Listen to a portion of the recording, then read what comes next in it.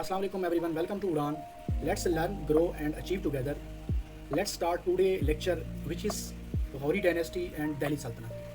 हम डिस्कस कर रहे हैं प्री पार्टीशन को. हमारा ये सेकंड लेक्चर है प्री पार्टीशन का. फर्स्ट लेक्चर पे हमने डिस्कस किया अराइवल ऑफ इस्लाम इन सब कंटिनेंट. हमने 712 से लेकर 1030 तक डिस्कस किया. आज हम उससे ऑनवर्ड डिस्कस करेंगे. गौरी डायनेस्टी की जहाँ तक बात है, गौरी डायनेस्टी में दो रूलर थे. एक गौर, अफ़गानिस्तान के अंदर एक जगह है गौर का इलाका. तो गौरी डायनेस्टी के दो मेजर रूलर हैं. वो हैं दोनों भाई हैं, एक गयासुद्दीन गौरी और एक शहाबुद्दीन गौरी. जो गयासुद्दीन गौरी और शहाबुद्दीन गौरी है, तो गौरी डायनेस्टी का टाइम लाइन स्टार्ट होता है 1186 से लेकर 1206 तक, 1186 से लेकर 1206 तक. 1186 में एक्चुअल में 1186 में खुसरू मलिक और बहराम शाह लास्ट रूलर हैं गजनी डायनेस्टी के. तो उनको हटाने के बाद जो डायनेस्टी स्टार्ट होती है वो गौरी डायनेस्टी स्टार्ट होती है. हम बात करते हैं गयासुद्दीन गौरी की. तो गयासुद्दीन गौरी ने गौर के अंदर, अफ़गानिस्तान के अंदर गजनी हुकूमत, जो गजना था इलाका, वहाँ पर कब्ज़ा किया. 1173 के अंदर से लेकर 1203 तक उसने अफ़गानिस्तान में गौर और गजना दोनों पे कब्ज़ा किया और वहाँ का हुक्मरान बन गया. और उसका छोटा भाई शहाबुद्दीन गौरी, उसको भेज दिया लाहौर, कि आप जाके सब कंटिनेंट में भेज दिया ना, बड़े सगीर में भेज दिया कि वहाँ जाएं और वहाँ जाके आप लाहौर के तख्त को अपने अंडर करें. तो हम बात कर रहे थे शहाबुद्दीन गौरी की. तो शहाबुद्दीन गौरी, उसका नाम है माज़ुद्दीन के नाम से मशहूर थे. 1149 में वो गौर के अंदर पैदा हुए और 15 मार्च 1206 के अंदर उनकी वफ़ात होती है. और ये अपने भाई के साथ, भाई इनका गौर के अंदर हुकूमत कर रहा होता है 1173 से लेकर 1203 तक. तो इसको भेज देता है कि बड़े सगीर के अंदर, क्योंकि गौरी हुकूमत का जो टाकरा होता है वो पृथ्वीराज चौहान से होता है. जैसे हम तारीख़ में देखते आए हैं, मोहम्मद बिन कासिम का राजा दाहिर के साथ और गजनवी का और सुबक्तगीन का जो मुकाबला हुआ, आपस में जंगें हुई, वो राजा जयपाल के साथ हुई. क्योंकि हिंदुस्तान के अंदर ये राजे पावरफुल थे, ठीक है ना. राजा दाहिर, फिर उसके बाद राजा जयपाल और उसके बाद अब पृथ्वीराज चौहान. ठीक है, पृथ्वीराज चौहान के साथ इनका आपस में क्या होता है, टाकरा होता है गौरी हुकूमत का और वर्सेस पृथ्वीराज. तो होता ये है कि 1175 के अंदर मुल्तान में भेज दिया जाता है शहाबुद्दीन गौरी. वहाँ पर मुल्तान में मौजूद होते हैं इस्माइली, जो पृथ्वीराज को सपोर्ट कर रहे होते हैं. तो स्टूडेंट, होता ये है कि उधर से वो भाग जाते हैं और वो चले जाते हैं अजमेर. और 1176 में ये अजमेर पे हमला कर देता है. अगले साल अजमेर नहीं, उच्च शरीफ चले जाते हैं. तो उच्च चले जाते हैं. 1176 में क्या कर देता है, ये उच्च पे हमला कर देता है अगले साल.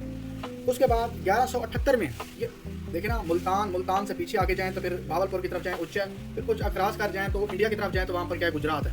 मुल्तान गया, फिर उच्च गया, फिर गुजरात पे जाके गुजरात पे हमला करता है 1178 के ऊपर. उसके बाद पेशावर पे हमला करता है 1181 में, 1179 में, 1179 के अंदर पेशावर पे अटैक करता है. ये शहाबुद्दीन गौरी की बात कर रहा हूँ. गयासुद्दीन गौरी गौर में बैठा है, अफगानिस्तान के अंदर बैठा है, गजना और गौर के इलाके का वो जो ना अपनी सल्तनत बनाए बैठा है. भाई को भेज दिया उसने किधर, सब कंटिनेंट में. भाई ने आते ही मुल्तान पे हमला किया, इस्माइली भाग गए, उच्च गए, वहाँ पर उसने अगले साल उच्च पे हमला कर दिया. उच्च से उसके बाद अगले साल जो ना क्या कहते हैं, 2 साल बाद दूसरे साल गुजरात पे हमला कर दिया 1178 में. फिर उसके बाद पेशावर पे हमला किया 1179 में. ठीक है, लाहौर पे कब्जा किया 1181 के अंदर, लाहौर में पे काबिज हो गया. उसके बाद जो है ना क्या कहते हैं, फिर 1182 में सिंध में चला गया. तो 1184 के अंदर सियालकोट पे अटैक करता है. फिर क्या होता है, 1186 में खुसरू मलिक, जो आखिरी रूलर बच जाता है महमूद गजनवी की डायनेस्टी का, वो जेल से फ्री हो जाता है, एग्जाइल से वापस आता है. तो अपनी किस्मत आजमाई के लिए उसने लाहौर पे कब्जा करता है. और 1186 में दोबारा से खुसरू मलिक क्या करता है, खुसरू मलिक के ऊपर शहाबुद्दीन गौरी अटैक करता है और लाहौर की तख्त छीन लेता है. और खुसरू मलिक को जो है ना क्या कहते हैं, और उसके बेटे बहराम शाह को इधर भेज देता है, एग्जाइल पे भेज देता है अपने भाई के पास गौर में. ठीक है, तो 1190 और 1190 में वो वापस आते हुए रास्ते में आता है भुंडा पे कब्जा करता है. तो इसकी फौज थक चुकी थी, तो उसने कहा जाते जाते भुंडा पे कब्जा कर लो. तो उस टाइम वहाँ पर राजा जो था ना, हुकूमत थी वो पृथ्वीराज चौहान की थी. तो पृथ्वीराज चौहान की एक तराइन की जगह है. तो तराइन पे 1191 में इनकी वार स्टार्ट होती है. और ये वार जो है ना क्या कहते हैं, शहाबुद्दीन गौरी हार जाते हैं और खांडेराव, जो पृथ्वीराज चौहान का भाई था, उसने जख्मी कर देते हैं किसको, शहाबुद्दीन गौरी को. ठीक है, तो शहाबुद्दीन गौरी वापस अपनी जान बचा के और थके हारे हुए जो है ना फौजी वापस लेके चला जाता है गौर. और गौर में जाके अच्छा, तो शहाबुद्दीन गौरी की जो वार हुई battle of Tarain, first battle of Tarain. तो उसमें इसके पास चंद फौजी थे और जो ना पृथ्वीराज चौहान के पास 2 लाख और 3,000 हाथी थे, 2 लाख उसके पास फौज थी। तो ये हार गया और ये अपनी मुश्किल से जान बचा के वापस गौर पहुंचा। तो इसने 1 साल पूरा ना कपड़े चेंज किए, ना किसी मदरसे में गया, ना कोई इबादतगाह में गया। तो ये उसी गम के अंदर रहा पूरा साल। फिर इसने आर्मी तैयार की। दूसरे साल 1192 में, यानी कि सेकंड बैटल ऑफ टरैन, तो इसने गौर से निकला और 1,24,000 फौज इसने तैयार की। तो लेके आया, जब 1,24,000 फौज शहाबुद्दीन गौरी के पास थी और उसके बाद क्या कहते हैं पृथ्वीराज चौहान के पास उसने अपनी फौज डबल कर लेता है। 3 लाख फौज हो जाती है उसकी और 3,000 उसके पास हाथी होते हैं और भी इसके अलावा भी लोग इसके साथ शामिल हो जाते हैं पृथ्वीराज चौहान के साथ।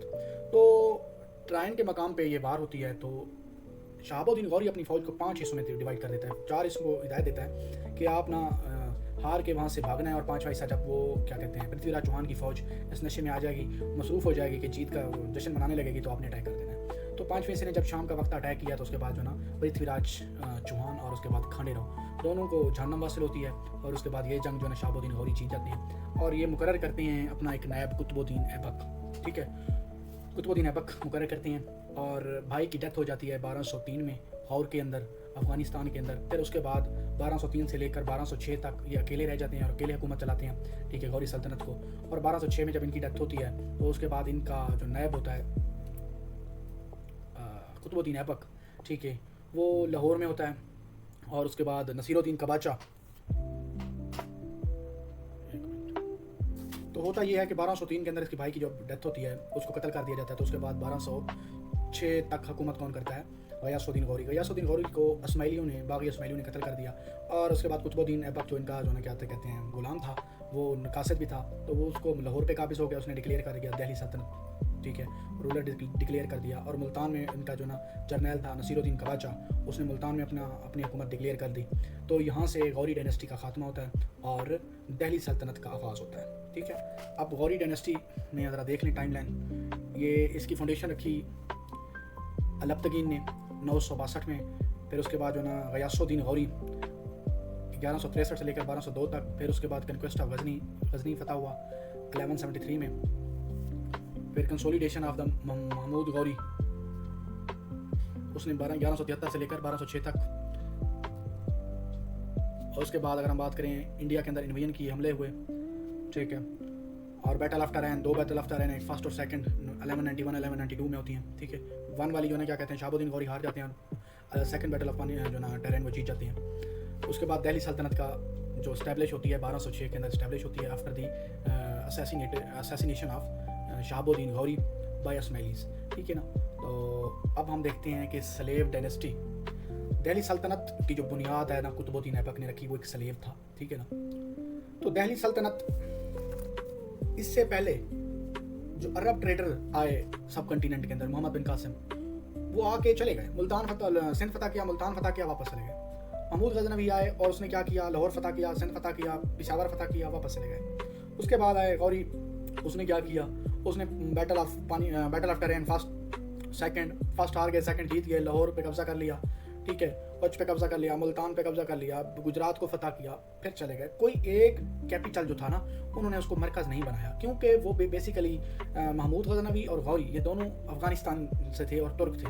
और उसके बाद अगर मोहम्मद बिन कासिम की बात करें तो वो अरब इन्वाइटर था, तो वो वापस चला गया इराक़ के अंदर। तो अब जो बात हो रही है कि दिल्ली सल्तनत को मजबूत बनाया गया, वो फर्स्ट टाइम कुतुबुद्दीन ऐबक ने स्टार्ट किया और ये स्टार्ट होती है 1206 से लेकर 1526 तक ये दिल्ली सल्तनत बनती है। और इसके अंदर 5 डिफरेंट फैमिलीज आके वर्क करती हैं, जिसमें सबसे पहले सलेब है, जिसको ममलूक भी बोलते हैं। ठीक है, सलेब डायनेस्टी में Khilji dynasty, Tughlaq, Syed and Lodhi dynasty. आज हम पढ़ेंगे सिर्फ और सिर्फ सलेब डायनेस्टी की बात करेंगे कि सलेब डायनेस्टी के जो फाउंडर रूलर हैं वो कुतुबुद्दीन ऐबक हैं। कुतुबुद्दीन ऐबक जो है ना क्या कहते हैं 1206 से सुल्तान बनते हैं 1210 तक, 4 साल। इनकी कंट्रीब्यूशन क्या है, ये बेसिकली एक तुर्क सलेब हैं और उसके बाद ये गवर्नर भी रहे हैं किसके, शहाबुद्दीन गौरी के। और उसके बाद इन्होंने दिल्ली को कैपिटल बनाया और इन्होंने क्या किया, कंस्ट्रक्ट किया, कुव्वत इस्लाम मस्जिद बनाई, कुतुब मीनार बनवाया। कुव्वत इस्लाम मस्जिद और कुतुब मीनार स्टार्ट इन्होंने करवाया, कंप्लीट अल तुतमिश ने करवाया। ठीक है ना। इनको लाख बख्श बोलते हैं क्योंकि ये लोगों को इस सखावत की वजह से ये बहुत मशहूर थे, फेमस थे, लोगों को लाखों के लाख रुपए दे देते थे, ठीक है ना। क्योंकि गुलाम से एक बादशाह, एक सुल्तान बने तो इनको हुकूमत चलाना आती थी, ठीक है। इनका मकबरा जो है ना ये लाहौर में है। ये चुगान खेलते हुए, पोलो की गेम है लाहौर में, तो इनका पाँव फिसला और इनकी घोड़े से डेथ हो गई, ठीक है। फाउंडर ऑफ सलेब डायनेस्टी हैं और इन्हें कुतुब मीनार स्टार्ट करवाया था। इसका बेटा है मुंह बेला बोला बेटा आराम शाह, सन ऑफ ऐबक। जितनी बाप कम्पिटेंट था, बेटा उतनी निकम्मा था, ठीक है ना। Son of Qutbuddin Aibak weak था एंड इनएफिशिएंट था, ठीक है। और क्विकली रिप्लेस कर दिया इसको अल्तुतमिश ने, क्या किया, रिप्लेस कर दिया, गवर्नर ऑफ बदीन। उसके बाद कहते हैं ब्रीफली एंड वीक स्ट्रांग। इसका जो टाइम पीरियड था ना वेरी वीक था, क्योंकि वो उसको नशे की लत लगी हुई थी, वेरी इनकम्पिटेंट था, ठीक है। मुंह बेला बेटा था कुतुबुद्दीन ऐबक का। उसके बाद अगर हम बात करें अल्तुतमिश की, ये सलेब था, सन इन लॉ भी था ऐबक का, ठीक है। अच्छा, इसको परचेज किया कुतुबुद्दीन ऐबक ने, बाद में ये सन इन लॉ बन गया, regarded as a consolidator of Delhi Sultanate. असल में दिल्ली सल्तनत को जो मजबूत किया वो अल्तुतमिश ने किया, क्योंकि कुतुबुद्दीन ऐबक तो 4 साल रहे, उनकी जो पॉलिसी थी, उनको मुस्तवात थी, उनको मुस्तहिकम जो स्ट्रांग किया वो अल्तुतमिश ने किया। इनको खलीफा बगदाद का एक खलीफा था, उसने अल्तुतमिश को सुल्तान दिल्ली सल्तनत का सुल्तान का एक टाइटल दिया, ठीक है ना। ईमानदारी के लिहाज से ये बेसिकली उल्मा का कदरदान था। ये जो स्कॉलर थे, उल्मा थे, उनकी कदर करता था। इसने 40 जानिसारों का वो बनाया, चलीसा बनाया, चहलगानी। जैसे अब देखें ना, अब वो पाकिस्तान है ना, पाकिस्तान के अंदर मजलिस शुरा है। कौमी असम्बली की बात करें तो lower house and upper house, ठीक है, सेनेट और नेशनल असम्बली। तो तब ये होते थे, ये 40 चलीसा बनवाया था, ठीक है ना। किसने, अल्तुतमिश ने इंट्रोड्यूस करवाया। ऑर्गेनाइज जो नोबल पर्सन थे ना तुर्क, उनको चहलगानी शूरा बनाया, ग्रुप ऑफ 40 आमर्स, मतलब जो उलमा थे, नोबल थे, ठीक है, कम्पिटेंट पर्सन थे, उन 40 लोगों का ये शूरा बनवाया, ठीक है। जैसे असम्बली कह लें आप, ठीक है, मजलिस शूरा कह लें आप इसको, ठीक है। इकोनॉमिक आर्किटेक्चर, इकोनॉमी के लिहाज से इसने क्या किया, अरेबिक सिल्वर टांका एंड कापर का जेतल करेंसी इंट्रोड्यूस करवाई इसने। कंप्लीट की कुव्वत इस्लाम मस्जिद जो कुतुबुद्दीन ऐबक ने स्टार्ट की थी, और कुतुब मीनार भी, हौज शमसी भी इसने बनवाई थी, ठीक है। हौज शमसी, कुतुब मीनार, कुव्वत इस्लाम, इनको कंप्लीट करवाया था। इकोनॉमी के लिहाज से अगर देखें, इसने करेंसी इंट्रोड्यूस कर। फॉरेन पॉलिसी के लिहाज से अगर देखें, फॉरेन पॉलिसी होती है, सम सेट ऑफ रूल्स होते हैं। एक कंट्री दूसरे कंट्री के साथ रिलेशन बनाता है, उसमें इंटरेस्ट की बेस पे बनाता है, ठीक है ना। ट्रेड की बेस पे, इंटरेस्ट की बेस पे, बैलेंस ऑफ पावर को मेंटेन करने के लिए कोई फॉरेन पॉलिसी अपनाई जाती है। फिर फॉरेन पॉलिसी को रन किस तरह किया जाता है, वो डिप्लोमेसी रन करती है, ठीक है। तो फॉरेन पॉलिसी इसने बनाई। अब्बासिड खलीफा जो थे, उनके साथ इनकी रिलेशनशिप इसने अच्छे बनाए, सक्सेसफुल रिपेल्ड किया, क्योंकि जो मंगोल थे एट द टाइम पीक पे थे, चंगेज़ खान, उनके खिलाफ इसने कैंपेन चलाई, ठीक है ना। और उसके बाद उनको बॉर्डर पे आर्मी सेटल्ड की, तो अपनी सल्तनत को चंगेज़ खान के अटैक से बचाया। सक्सेशन अगर देखें, नोमिनेटेड हिज डॉटर, ठीक है, Razia Sultana as a successor और is less capable than died. अब अगर देखें तो फिर इसका बेटा था रुकनुद्दीन फिरोज, वो वेरी इनकम्पिटेंट था। जैसे आराम शाह था, मुंह बोला बेटा ऑफ ऐबक, कुतुबुद्दीन ऐबक का, ऐसे रुकनुद्दीन फिरोज जो बेटा था वो अल्तुतमिश का था। लेकिन वो क्या था, ruled briefly, attempted and stabilize the Sultanate after the Iltutmish death, remove from the power within the same year. उसी साल ही इसको हटा दिया। 1236 में डेथ होती है अल्तुतमिश की, तो ये 1236 में रूलर बनता है, तो इसको हटा दिया जाता है। लेकिन अल्तुतमिश क्या करके जाता है, सक्सेशन नॉमिनेट कर दिया जाता है कि मेरे बाद मेरी बेटी बनेगी रज़िया सुल्ताना। उसके बाद 1236 से लेकर 1240 तक रज़िया सुल्ताना बनती है, ठीक है ना, सलेब डायनेस्टी की ruler. First and only female Sultan of Delhi सल्तनत, रूल किया विदाउट ऑब्जर्विंग दी पर्दा किए बगैर इसने हुकूमत की, ठीक है। हेल्ड ओपन कोर्ट्स ने खोली, रॉयल अटायर किया, और उसके बाद रिड्यूस किया इन्फ्लुएंस ऑफ द जो 40 नोबेलिटी थी ना, उसको कम किया, क्योंकि वो लोग रज़िया सुल्ताना के खिलाफ थे, क्योंकि वो बोलते थे कि रज़िया सुल्ताना जो है ना, क्या कहते हैं, एक औरत होके हम पे हुकूमत कैसे कर सकती है। वो क्या इस चीज़ को क्या करते थे, अपोज करते थे, वो रज़िया सुल्ताना के खिलाफ थे।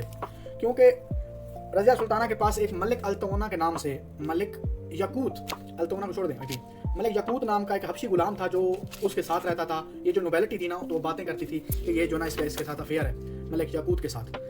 उसके बाद बटिंडा का एक वो बादशाह होता है जिसका नाम होता है मलिक अल्तवाना, उसने बगावत करता है, और उसके बाद जो है ना, क्या कहते हैं, रज़िया सुल्ताना मैदान में खुद चली जाती हैं, और उसके बाद वो जंग हार जाती हैं। और जंग हारने के बाद उसने उस जंग को जीतने की एक ही कोशिश थी कि उसने उसके साथ शादी कर ली, ठीक है। फिर रज़िया सुल्ताना के बाद उसके जानशीन की बात करें, डिसेंडेंट की बात करें, तो वो कौन थे, वो थे माज़ुद्दीन बहराम, ये 2 साल तक हुकूमत करते हैं। फिर उसके बाद आते हैं सन ऑफ रुकनुद्दीन फ़िरोज़ जो थे, अलाउद्दीन मसूद जो है ना वो 4 साल तक हुकूमत करता है दिल्ली सल्तनत के ऊपर, 4 साल तक हुकूमत करता है अलाउद्दीन मसूद, ठीक है।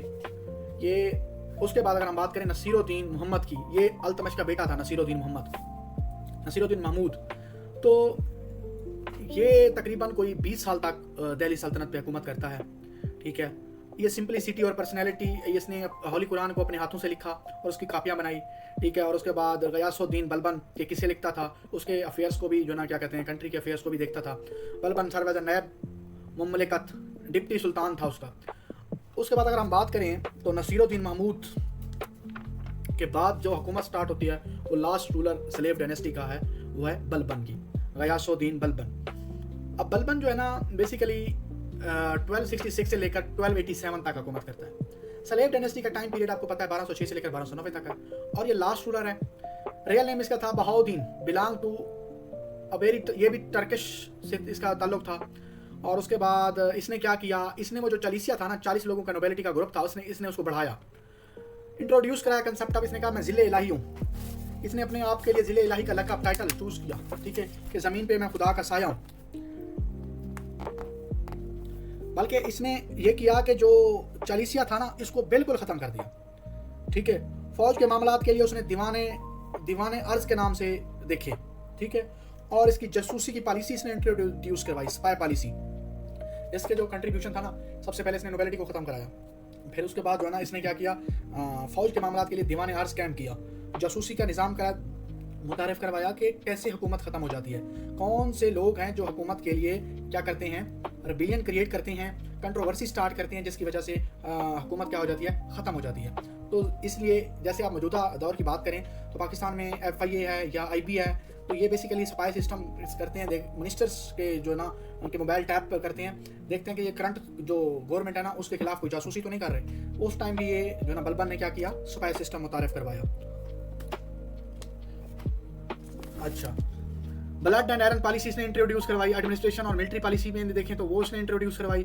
थ्योरी ऑफ किंगशिप के लिए इसने ज़िले इलाही का नाम यूज़ किया, इसने कहा मैं शैडो ऑफ गॉड हूँ, ठीक है। उसके बाद अगर हम बात करें death of end of dynasty, 1287 के अंदर इसकी डेथ होती है। उसके बाद जो है ना इसको सक्सीड, इसके बाद आता है इसका जो है ना गुलाम होता है कैकाबाद। जलालुद्दीन खिलजी क्या करता है, उस कैकाबाद को मरवा देता है, ठीक है ना। तो क्योंकि 1287 में बलबन की वफात के बाद उसका जो पोता था, ये कैकाबाद था पोता उसका, ठीक है। तो ये क्या कर रहा था, 17 साल थी, ये ऐश इशरत में पड़ गया। और उसके बाद इसका वजीर था निज़ामुद्दीन, वो सब कुछ करता धरता था। उस निज़ामुद्दीन ने मतलब जो उसको लगता था कि ये रास्ते में जो ना रुकावट बन रहा है तो उसको मरवा देता था निज़ामुद्दीन। लेकिन ये कैकाबाद जो था ना ये बच्चा था और ये नशे की लत में पड़ गया, 17 साल इसकी एज थी बलबन के बाद। तो इसको खिलजी ने, जलालुद्दीन खिलजी ने कत्ल कर दिया। और उसके बाद क्योंकि ये जो खिलजी है ना ये पठान है, इन्होंने क्या किया, उसको कत्ल किया। और उसके बाद आखिरकार जलालुद्दीन खिलजी ने कैकाबाद को ख़त्म कर दिया, उसकी डेथ हो गई, उसको मार दिया 1287 के अंदर और हुकूमत पर कब्जा कर लिया। यहाँ पर कैकाबाद की डेथ के बाद स्लेव डायनेस्टी, ममलूक डायनेस्टी जिसको बोलते हैं, उसका खात्मा होता है और खिलजी डायनेस्टी का क्या होता है, टाइमलाइन स्टार्ट होता है। उसके बाद अगर हम बात करें कुछ सूफ़ी सिलसिलास की, ख्वाजा मोइनुद्दीन चिश्ती, बाबा फरीद गंज शकर, लाल शहबाज कलंदर, बहाउद्दीन ज़करिया, निज़ामुद्दीन औलिया, ये कुछ फेमस एट द टाइम के पोएट थे और स्कॉलर्स थे, ठीक है। अगर हम ख्वाजा मोइनुद्दीन चिश्ती की बात करें तो ये चिश्तिया सिलसिला के फाउंडर थे।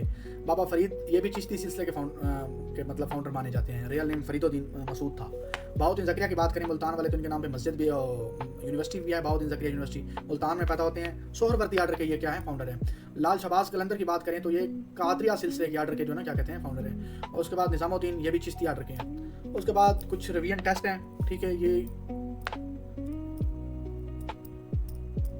ये आप लोगों ने कर लेने हैं, ठीक है, कि जो हमने पढ़ा तो उसमें से आपको कितनी आता है, ठीक है। तो thank you for joining today session. Keep learning, keep growing, keep chasing excellence. Thank you so much. See you in next lecture. अल्लाह हाफिज़।